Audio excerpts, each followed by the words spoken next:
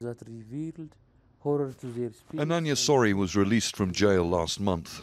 He was arrested as he made his way to the US Embassy in Addis Ababa to attend a media training program. He spent just under 4 months in prison, and he says he was at times held in a cell with around 60 other men. Many were taken to, during the night, taken to the offices there, and will be beaten, harshly beaten, and returned to their cells. And I had many accounts of people who are tortured very badly. I think dialogue is the final solution. Without openly reflecting on our problems, deep-rooted ones or otherwise, there will not be an exit from the stalemate.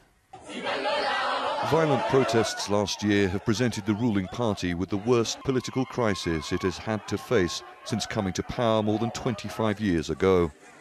A government-sponsored investigation says 669 people, including more than 60 members of the security forces, were killed in the months leading up to the government declaring a state of emergency in October. Activists and the opposition say the real number is much higher, but the government has refused any independent investigation. This is Meskel Square, where some of the protests happened.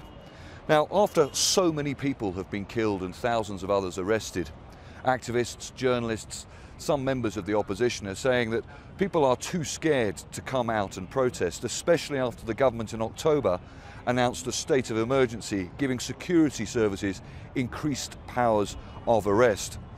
Now, the majority of the main opposition leadership is behind bars. Many of them, who have been demanding change for years, are facing terrorism-related charges. But despite that, the government still says that it is willing to negotiate. But the main opposition has withdrawn from dialogue until its leaders are released. If they're willing to come back and join, it is okay. If not, if they can come up with another maybe alternative, that is engaging with the ruling party alone, I don't think that the door is closed to them as well. Look in the drama. Ananya is relieved to be with his family again, but he and many Ethiopians like him have little faith the government will act on its repeated pledges any time soon. Stratford, Al Jazeera, Addis Ababa.